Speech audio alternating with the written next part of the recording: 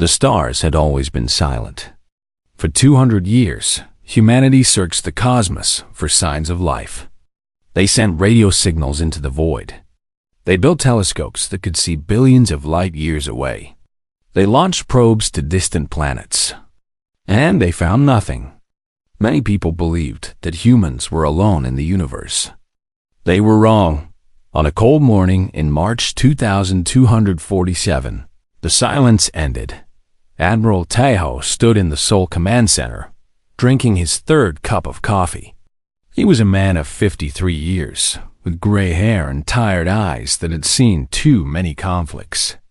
He had spent his entire life preparing for threats that came from Earth.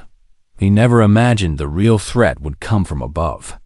The alarm started soft, then grew louder. Red lights flashed across every screen in the room. Officers ran to their stations. Tahoe set down his coffee and walked calmly to the main display. "Report," he said. A young officer named Sung-jin looked up from his console. His face was pale. "Sir, we have contact." "Multiple contacts." "Near Mars orbit. How many?"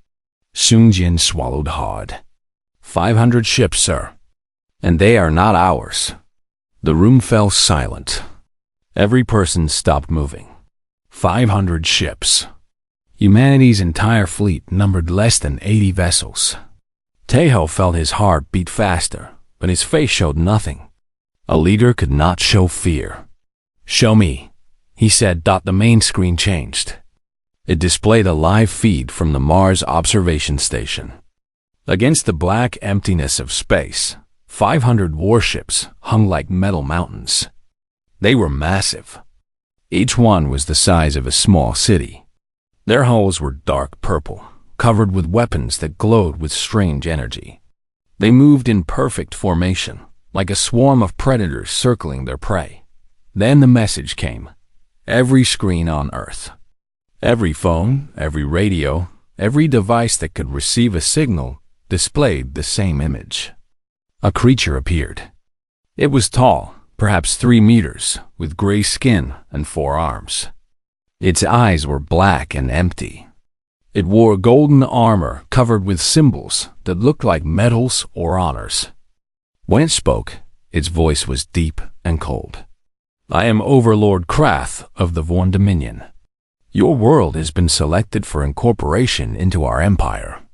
You will surrender all military forces. You will present your leaders for judgment. You will accept Vorn rule. You have 72 hours to comply. Resistance is not expected. Resistance is not tolerated. This is not a negotiation. This is a notification." The message ended. The screen went dark. Across the world, panic spread. People ran through the streets. Governments fell into chaos. Religious leaders called it the end of days. Military commanders argued about what to do. Some said humanity should fight. Others said fighting was suicide. Many said humanity should surrender and hope for mercy. Admiral Tahoe did none of these things. He picked up his coffee and finished it. Then he made a phone call. "Get me everyone," he said. "We meet in 1 hour." The United Defense Council gathered in an underground bunker beneath Seoul. Around a long table sat the most important military and scientific minds on Earth.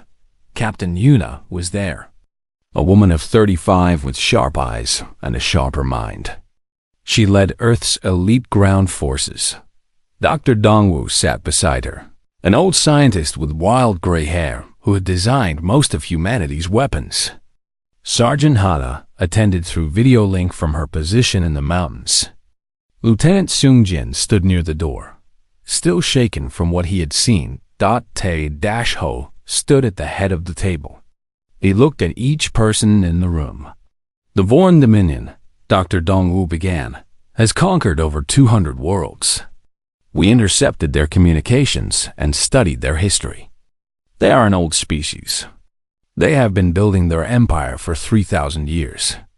How did they conquer so many?" Captain Yuna asked.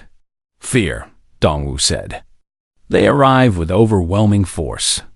They demand surrender. And every species they have encountered has surrendered. Every single one. The Vorn have never fought a real war. They have only conducted executions. Una leaned forward. So they have never faced resistance? Never. The concept does not exist in their military doctrine. They believe that any intelligent species will calculate the odds and choose survival through submission. Admiral Taeho nodded slowly. They think we will do the math. They think we will see 500 ships and 80 ships and choose to kneel. Will we? Someone asked from the end of the table. Taeho looked at the person who spoke. It was a politician, a representative from the European Union. His hands were shaking. Let me tell you something about humans, Taeho said. His voice was calm but carried weight. We are not a peaceful species. We have fought each other for 10,000 years. We have survived ice ages, plagues, world wars, and nuclear threats. We have killed millions of our own kind over land, religion, and pride. We are not rational when it comes to survival. We do not calculate odds and accept defeat. We fight. Even when we cannot win, we fight. Even when fighting means death, we fight. It is not logical. It is not smart. But it is who we are. He placed his hands on the table. The Vorn expect sheep. They will find wolves. Captain Una smiled for the first time. What is the plan, Admiral? Taeho turned to Dr. Dongwu. Show them Project Eclipse. The old scientist stood and activated a hologram. It displayed Earth surrounded by a network of satellites. Thousands of them. They looked ordinary, like communication or weather satellites. But hidden inside each one was a weapon. We have been preparing for this day for 50 years, Dongwu said. Not for aliens specifically, but for any threat we could not defeat with conventional force. These satellites carry directed energy weapons and kinetic projectiles. They can strike any target in orbit with precision that the Vorn cannot imagine. Will it be enough? Una asked.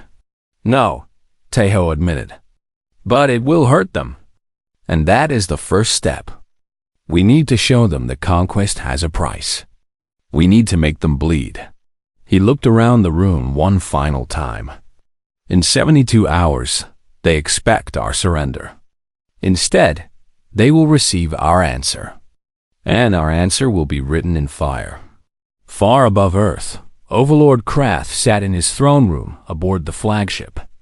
He reviewed reports from his advisors. High Seer Mala, an older Vorn with pale gray skin, approached him with data tablets. The humans have not responded, Overlord. Krath waved a hand dismissively. They are afraid. They are discussing among themselves. They will surrender. They always do. And if they do not? Krath laughed. It was a cold, empty sound. Then we will burn their world and find another species to serve us. These humans are primitive. They have only reached their neighboring planets. They are children compared to us. He leaned back in his throne and closed his black eyes. This conquest will be remembered as the easiest in Dominion history. He was very, very wrong. 48 hours passed. The Vorn fleet waited near Mars, watching Earth with growing impatience. Overlord Krath expected messengers by now. He expected diplomats begging for mercy. He expected leaders offering their planets in exchange for their lives. Instead, he received only silence. The silence made him angry. They test my patience, Krath said to his war council. Perhaps they need a demonstration of our power. Warlord Breck stepped forward. He was younger than Krath, eager for glory. His body was covered with scars from previous conquests, though none of those conquests had involved real fighting. He had earned his scars from ceremonial combat, fighting prisoners who had already surrendered. Let me go, Overlord, Breck said. I will take 50 ships. I will destroy their base on their moon. When they see their soldiers die, they will understand. Krath considered this. It was a good plan. Simple. Effective. It had worked on 100 worlds before. Go, Krath said. Make it quick. Make it painful. Show them what happens to those who delay. Breck smiled with sharp teeth. It will be my pleasure. On Earth, Admiral Taiho received the news. 50 Vorn ships had broken from the main fleet. They were heading toward the moon. They are going to destroy Luna Base, Sungjin reported. 300 personnel stationed there, mostly scientists and support crew. Taiho nodded. Evacuation status? Complete, sir. We moved everyone out 12 hours ago. The base is empty. Good. And a welcome party? Sungjin allowed himself a small smile. In position, sir. Waiting in the asteroid field. Taiho turned to the main screen. It showed Lieutenant Sungjin's fighter squadron, hidden among the rocks and debris near the moon. 40 stealth fighters. Painted black, engines cold, drifting like dead metal. The Vorn would not see them until it was too late. Tell them to wait for my signal, Taiho said. Let the Vorn get comfortable. Warlord Breck's fleet approached the moon with pride. His ships flew in a wide formation, weapons charged and ready. He stood on the bridge of his command vessel and watched the human base grow larger on his screen. Primitive, he muttered. Look at their structures. So small. So fragile. Should we attempt communication? One of his officers asked. Perhaps they will surrender now. Breck shook his head. No, the Overlord wants a demonstration. We will destroy the base first. Then we will broadcast the images to their planet. Let them see their dead floating in space. He raised his hand to give the order to fire. He never completed the motion. The first wave of electromagnetic pulses hit the Vorn ships without warning. The EMPs came from satellites hidden in lunar orbit, devices that the Vorn had dismissed as communication equipment. The pulses tore through Vorn shields like they did not exist. For 3 seconds, every ship in Breck's fleet went dark. 3 seconds was enough. From the asteroid field, 40 human fighters came alive. Their engines burned hot and bright. Lieutenant Sungjin led the attack, his hands steady on the controls, his heart calm despite the danger. All units, he said through the radio. Fire at will. Target their engines first. Then their weapons. Then their bridges. Make every shot count. Human railguns fired. These were not energy weapons like the Vorn used. They were kinetic weapons, simple metal projectiles accelerated to incredible speeds. Each round moved at 15 kilometers per second. At that speed, even small pieces of metal hit with the force of bombs. The first Vorn ship exploded. Then the second. Then the third. Warlord Breck watched in horror as his fleet died around him. His shields were still down. His weapons would not respond. His crew screamed in panic as another ship disappeared in a ball of fire. What is happening? He shouted. What is this? They are attacking us. An officer screamed. Their weapons, they go through everything. Breck could not understand. This was not how conquest worked. The weaker species was supposed to surrender. They were supposed to beg. They were not supposed to fight. They were certainly not supposed to win. In 90 seconds, 23 Vorn ships were destroyed. The remaining 27 managed to restore power and raise their shields. But by then, the human fighters had vanished back into the asteroid field, silent and invisible once more. Retreat, Breck ordered. His voice shook. All ships, retreat to the main fleet. His command vessel turned and fled. Behind him, the wreckage of his fleet drifted in the cold vacuum of space. Bodies of Vorn soldiers floated among the debris. They had not even fired a single shot in return. On the bridge of the flagship, Overlord Krath received the report. He sat very still as Warlord Breck spoke through the communication screen. Breck's face was pale. His eyes were wide with something Krath had never seen in a Vorn soldier before. Fear. They did not negotiate, Breck said. They did not warn us. They did not try to communicate. They simply attacked. Their weapons. Overlord, their weapons cut through our shields like nothing. We could not see them coming. We could not fight back. It was what? Krath demanded. Breck struggled to find the word. In the Vorn language, there was no word for what he had experienced. They had many words for victory, for glory, for conquest. But they had no word for this. It was a trap, Breck finally said. They knew we were coming. They planned this. They wanted us to attack. High Seer Mala stepped forward. She had been studying the combat data from the destroyed ships. Her face was troubled. Overlord, I have analyzed their tactics. These humans did not fight with emotion. They did not fight with rage or desperation. Every shot they fired hit a critical system. Every movement they made was calculated. They knew exactly where to strike for maximum damage. So they are intelligent, Krath said. This changes nothing. We have 450 ships remaining. They have perhaps 40 fighters. The math is simple. With respect, Overlord, I do not think math matters to them. Krath stood from his throne. His eyes burned with anger.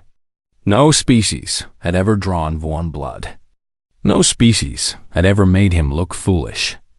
These humans had done both in 90 seconds. Move the entire fleet forward, he commanded. We will not send small forces anymore. We will crush them with everything we have. Their planet will burn. Their species will be erased from history. They will learn what happens to those who resist the Dominion.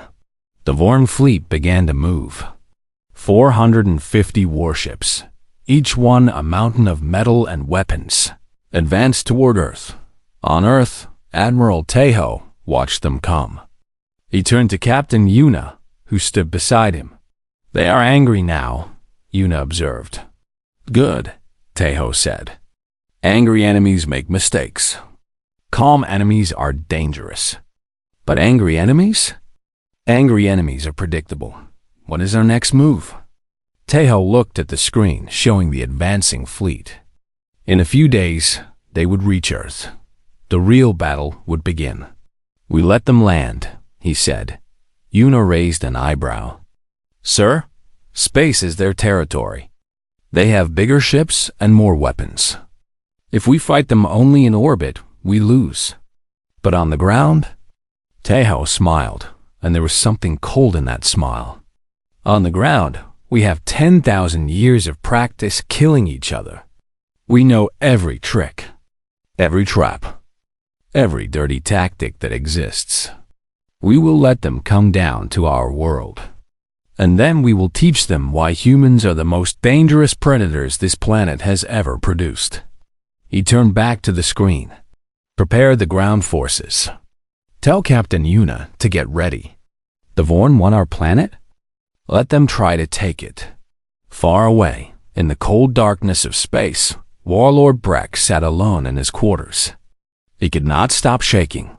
He kept seeing the human fighters emerge from the darkness. He kept hearing the explosions. He kept feeling the ship shake as his fleet died around him. For the first time in his life, Breck wondered if the Dominion had made a mistake. For the first time in his life, Breck was afraid. The Vorn invasion force landed on Earth like a storm of metal and fire. 2 million soldiers descended from the sky in massive dropships. They hit the ground in 3 locations: Eastern Europe, Southeast Asia, and South America. Overlord Krath watched from orbit, confident that his ground forces would crush all resistance within days. The first wave of Vorn soldiers marched out of their landing ships and into the forests of Korea. They expected screaming civilians. They expected scattered soldiers firing useless weapons. They expected easy victory. They found empty villages. The streets were silent. The buildings were abandoned. Food still sat on tables. Vehicles remained parked in driveways. But there were no people. It was as if the entire human population had simply vanished. The Vorn commander of the Korean theater was a veteran named Drao. He had participated in 12 planetary conquests. He had never seen anything like this. Where are they? He asked his scouts. Where are the humans? Unknown, Commander. Our sensors detect no life signs within 20 kilometers. Drao felt uneasy, but he pushed the feeling aside. They have fled in fear. Move forward. Secure the major cities. They cannot hide forever. His soldiers advanced deeper into the countryside. They moved in large formations, thousands of troops marching together. Their armor gleamed under the sun. Their weapons hummed with energy. They looked unstoppable. Captain Yuna watched them from a hidden bunker 2 kilometers away. Around her stood 50 soldiers, the first team of many scattered across the mountains. She held a small radio in her hand. Wait, she whispered. Let them come closer. Let them feel safe. The Vorn army passed a narrow valley. Mountains rose on both sides. It was a natural choke point, but the Vorn did not recognize it as dangerous. They had never studied human military history. They did not know that humans had been fighting in valleys and mountains for thousands of years. Yuna pressed the button on her radio. Now, the mountains exploded. Charges buried weeks ago detonated along the cliff walls. Tons of rock fell on the Vorn formation. Soldiers were crushed beneath boulders. Vehicles were flipped and destroyed. The perfect formation became chaos in seconds. Before the Vorn could recover, gunfire erupted from every direction. Human soldiers appeared from hidden positions in the trees, behind rocks, inside camouflaged holes in the ground. They fired and moved, never staying in one place, never giving the Vorn a clear target. Commander Drao screamed orders, but his soldiers could not organize. Every time they formed a defensive line, explosions tore them apart. Every time they charged forward, they ran into traps, mines, pits, wires that triggered grenades. The humans had turned the entire landscape into a weapon. Fall back. Drao finally ordered. Retreat to the landing zone. But the retreat was even worse than the battle. Sergeant Hana waited on a hillside 3 kilometers away. She lay perfectly still, her rifle pointed at the valley below. Through her scope, she could see the Vorn commanders trying to organize the retreat. She took a breath, held it, squeezed the trigger. The shot traveled 2,000 meters. It struck a Vorn officer in the head. He fell without a sound.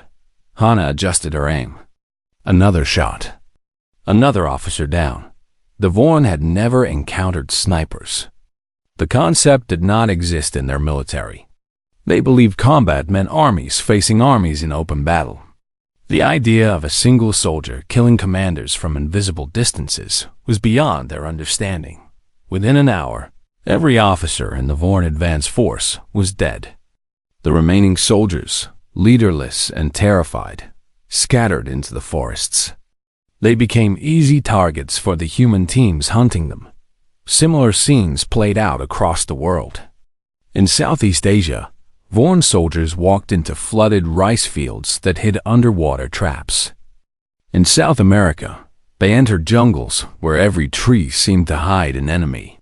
In Eastern Europe, they found cities rigged with explosives that collapsed entire buildings on their formations. Warlord Breck landed personally to take command of the failing invasion. He gathered his remaining officers in a secured base camp and demanded answers. How is this possible? He shouted. We have superior technology. We have greater numbers. How are we losing? One of his advisors, a younger officer named Thel, spoke carefully. Warlord, these humans do not fight like any species we have encountered. They do not form armies. They do not defend positions. They strike and vanish. They use the land itself against us. Our soldiers do not know how to respond. Then we will burn the land, Breck declared. We will destroy their forests. We will flatten their mountains. We will leave them nowhere to hide. We tried, Warlord, but they adapt. When we burned the forests, they moved to the cities. When we leveled the cities, they went underground. They have tunnel systems everywhere, bunkers, hidden passages. It is as if they spent centuries preparing for war. Breck slammed his fist on the table. The metal dented under his strength. They are primitives. They should be kneeling before us. Warlord. Thal hesitated. I reviewed their history databases. These humans have been fighting wars among themselves for 10,000 years. They have developed thousands of different ways to kill. Ambushes, assassinations, chemical weapons, biological weapons, nuclear weapons. They have destroyed entire cities with single bombs. They have killed millions of their own kind in conflicts lasting years. War is not something new to them. War is their nature. Breck stared at the young officer. For a moment, he could not speak. You are saying, he said slowly, that we invaded a planet of warriors? Not just warriors, warlord, survivors. Every human alive today is descended from ancestors who fought and killed to continue their bloodline. They were not selected for intelligence or strength like other species. They were selected for their ability to survive conflict. They are optimized for war. Outside the base camp, a Vorn patrol discovered a human soldier hiding in a destroyed building. The soldier was wounded, unable to escape. The Vorn surrounded him, weapons raised. The human smiled at them. Hey, he said in broken Vorn language, learned from intercepted communications. Do you know what a grenade is? He opened his hand, and it was a small device with a glowing light. The explosion killed the human and 17 Vorn soldiers instantly. Reports of similar incidents came from every theater. Human soldiers who could not escape chose to die while taking as many Vorn with them as possible. They showed no fear of death. They showed no desire to surrender. They fought until their last breath, and then they fought a little more. After 2 weeks, Warlord Breck made his report to Overlord Krath. His voice was hollow. We have lost 60% of ground forces. The humans suffer casualties as well, but they do not stop. For every human we kill, 10 more appear. Their civilians take up weapons. Their children act as scouts. Their elderly build traps. The entire species fights as one organism. I have never seen anything like it. What do you recommend? Krath asked. Breck closed his eyes. Orbital bombardment. We cannot win on the ground. We must destroy them from above. Krath nodded slowly. It was not the glorious conquest he had imagined, but it would still be victory done, or so he thought. Far below, in a bunker beneath Seoul, Admiral Taeho received word of the Vorn's plan. He turned to Dr. Dong-Wu with a grim smile. They want to bomb us from orbit? Dong-Wu nodded. Then it is time for Project Eclipse. Let them look up at their ships.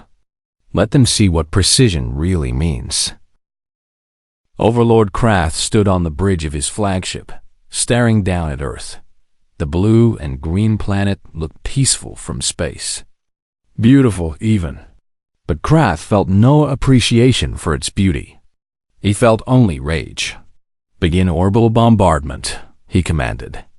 Target their major cities first. Then their military bases. Then their farmland. I want nothing left alive on that world. His weapons officers moved to obey. Across the fleet, 400 ships aligned their cannons toward Earth. In minutes, they would unleash enough firepower to burn continents. Then the sky fell. The first satellite activated, directly above Krath's flagship. It had orbited Earth for 15 years, disguised as a communication relay. Inside its shell was a kinetic bombardment system that humans called a rod from God. Tungsten rods, each weighing 2 tons, dropped from orbit and accelerated toward the Vorn fleet. The rods needed no explosives. At terminal velocity, they struck with the force of nuclear weapons. The first rod hit a Vorn battleship and punched through it from top to bottom. The ship split in half and exploded. More rods fell.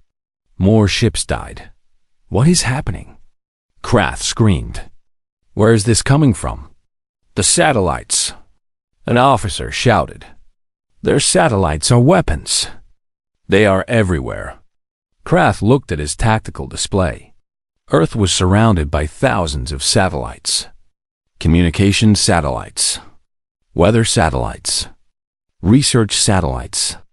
He had ignored them all as primitive technology. Now he understood the truth. They were not satellites. They were guns. Project Eclipse unleashed its full power. Directed energy weapons fired from orbital platforms, cutting through Vorn shields weakened by electromagnetic pulses. Kinetic projectiles rained down on the fleet from every direction. The Vorn could not tell which satellites were weapons and which were decoys. They fired blindly at everything and hit nothing. Admiral Taiho watched the chaos from his command center. Beside him, Dr. Dongwu monitored the satellite network. Phase 1 complete, Dongwu reported.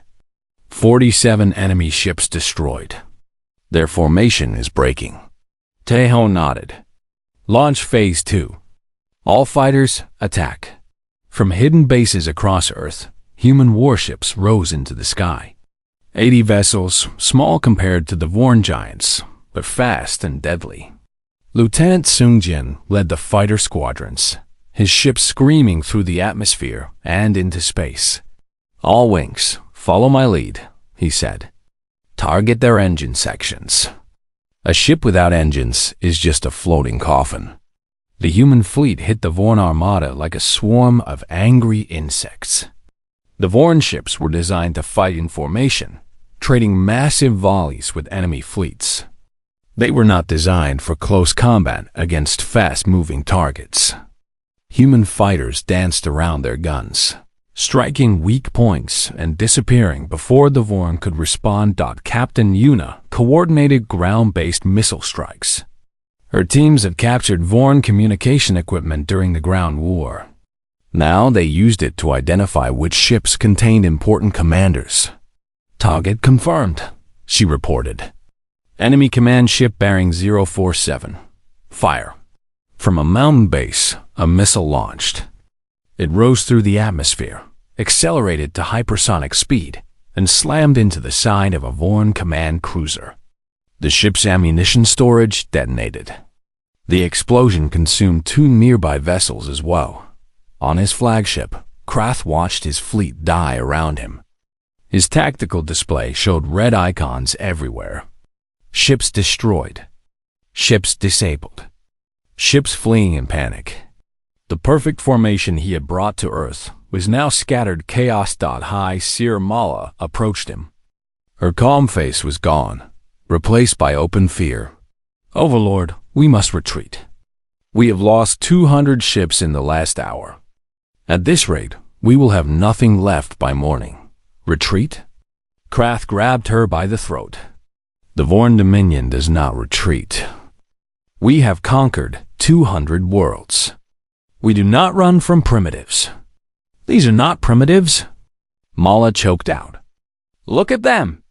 Their tactics, their weapons, their coordination. They fight like they have done this 1,000 times. Because they have.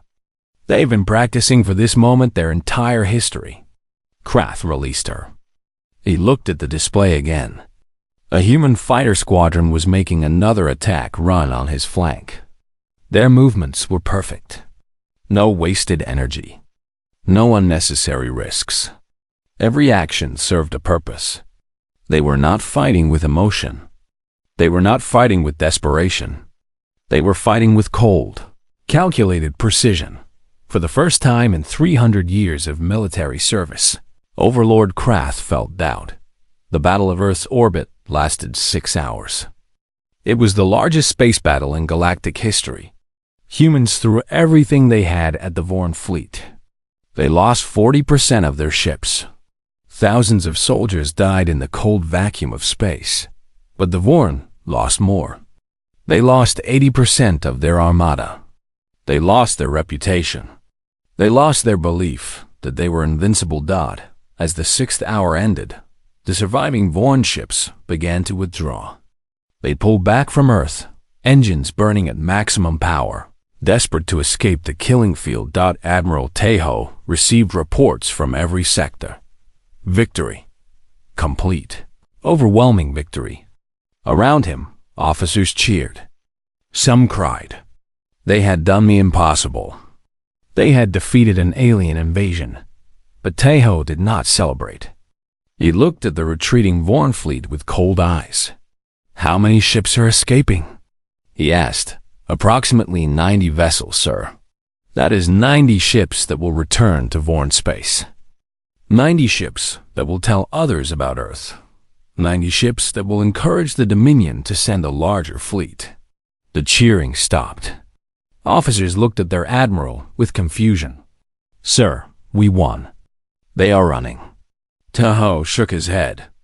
"We won this battle. But the war is not over until they understand the full cost of attacking humanity. They must learn that there is no safety in retreat.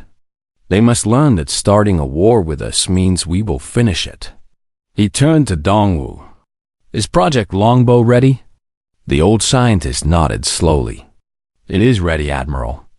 But I must warn you, if we use it, the galaxy will see us differently.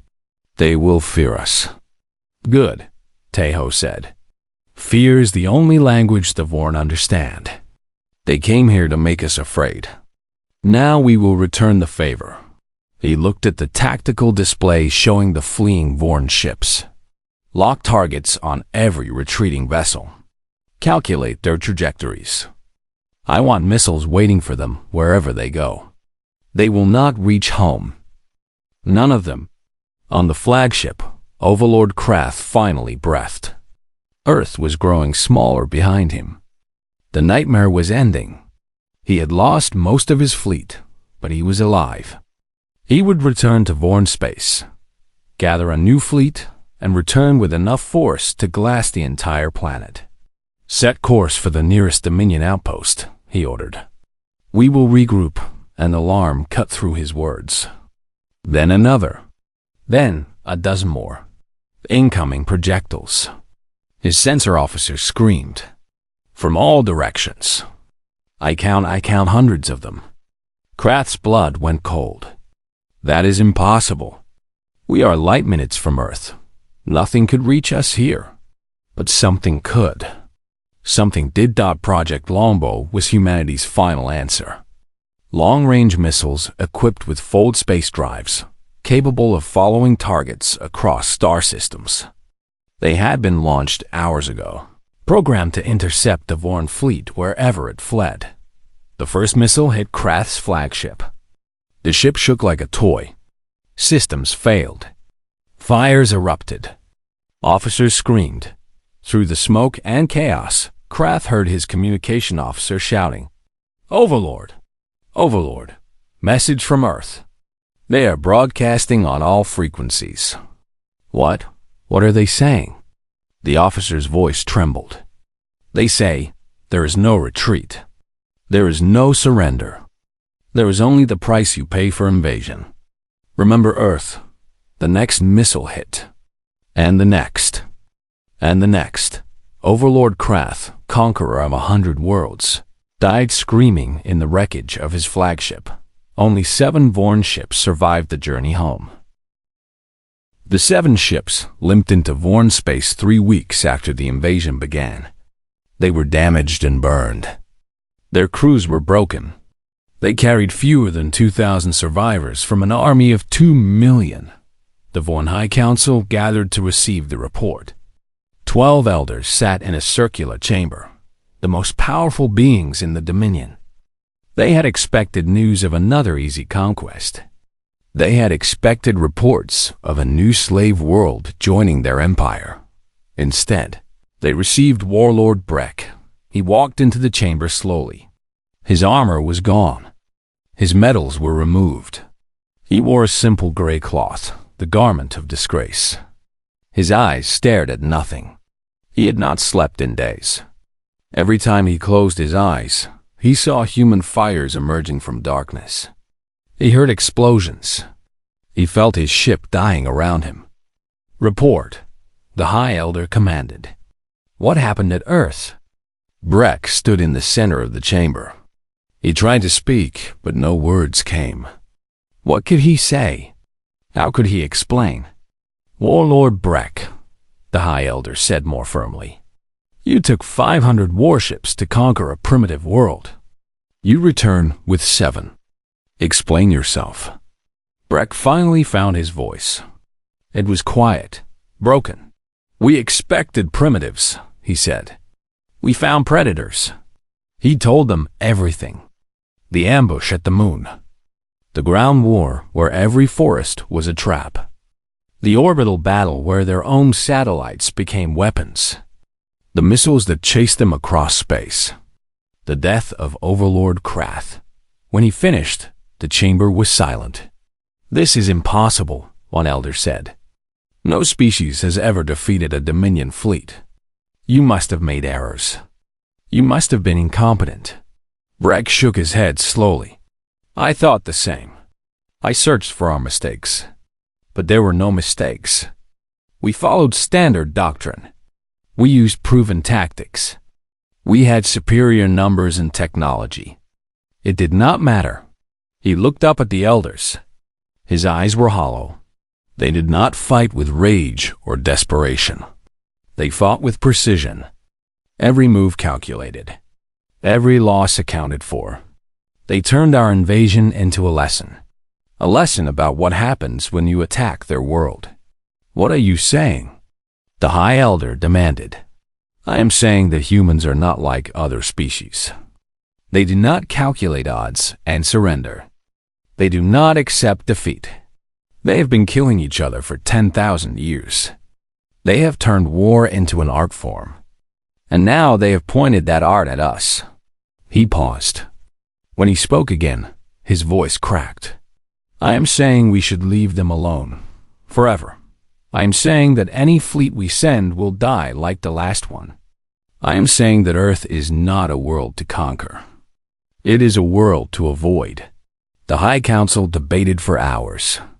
Some wanted revenge.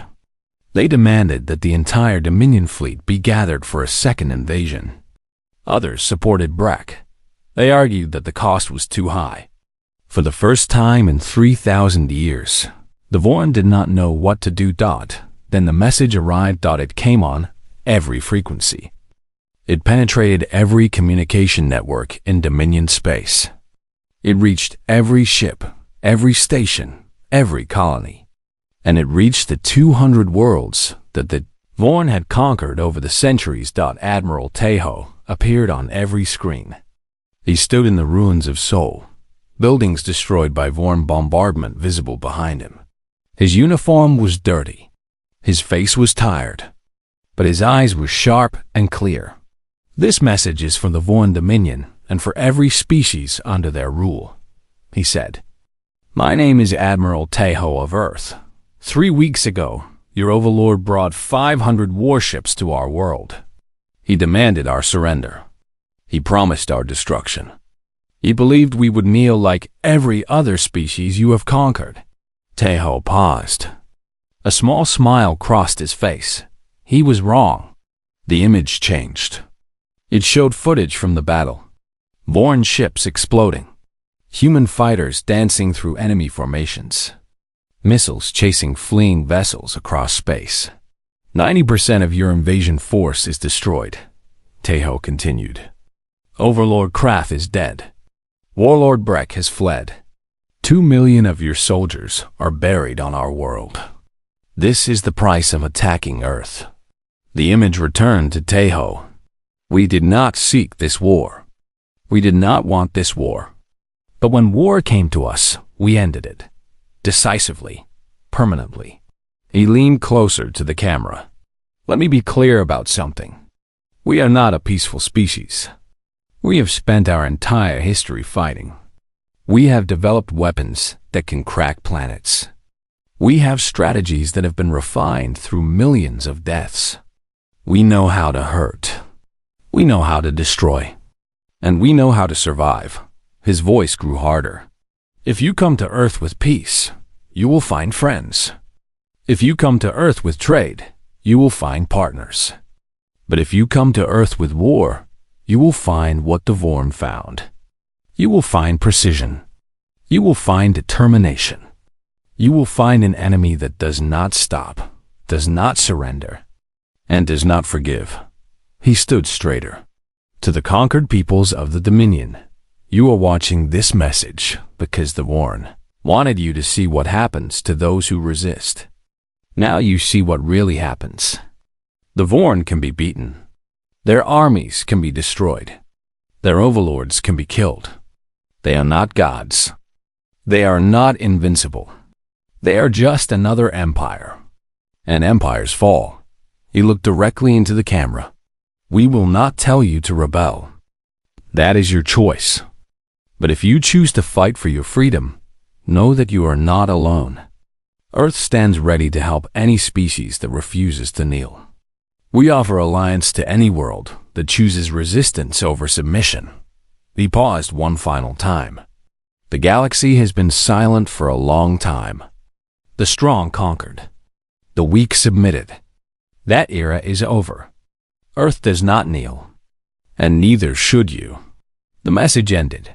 Across the galaxy, 200 conquered worlds watched in stunned silence. For generations, they had believed resistance was impossible. They had accepted Vorn rule because they saw no alternative. Now they saw one. Within days, rebellions erupted on 12 Vorn colonies. Slave populations that had been docile for centuries rose up against their masters. They used crude weapons at first, tools and farming equipment. But they fought. For the first time, they fought. The Vorn High Council met again in emergency session. They faced a choice. Send their remaining fleet to crush the rebellions and leave their core worlds undefended against Earth, or let the rebellions spread while preparing for a war they might not win. They chose neither. The High Elder spoke to the council. His voice was old and tired. We have ruled this region of space for 3,000 years. We believed our dominion would last forever. One species, one planet, has shown us the truth. Nothing lasts forever. He looked at the other elders. We will not attack Earth again. We will not seek revenge. The cost is too high. And perhaps, he hesitated. Perhaps we were never as powerful as we believed. Perhaps we only conquered species that were willing to be conquered. 6 months later, a delegation arrived at Earth. They came from 12 different worlds. Species that have been slaves of the Vorn for generations. They came to ask for help. Captain Yuna, now promoted to Admiral after Teho's retirement, met them in the rebuilt Sol Command Center. She looked at the representatives of a dozen alien species. Some looked like insects. Some looked like plants. Some looked like nothing she could describe. But they all shared the same expression in their strange eyes. Hope. We watched your message, the lead delegate said. His species was covered in blue scales with large yellow eyes. We saw what you did to the Vorn. We want to learn. We want to fight. We want to be free. Yuna nodded slowly. She thought about the cost of the war. The cities destroyed. The soldiers dead. The trauma that would take generations to heal. It had been terrible, but it had been worth it. Freedom is not given, she said. It is taken. Are you ready to pay the price? The delegates looked at each other. Then, one by one, they nodded. We are ready. Yuna smiled. It was the same smile Teho had worn when the Vorn first arrived. Cold, determined, unbreakable. Then let us begin. Across the galaxy, the word spread. Earth was not a planet of victims. It was a planet of teachers. And they were teaching the universe a new lesson. The strong did not always win. The numerous did not always conquer. Sometimes, the species that survived was the one that refused to quit. The one that turned every disadvantage into a weapon. The one that treated war not as a last resort, but as an art form to be mastered. Humanity had not wanted to be the galaxy's warriors. They had not asked to lead a revolution.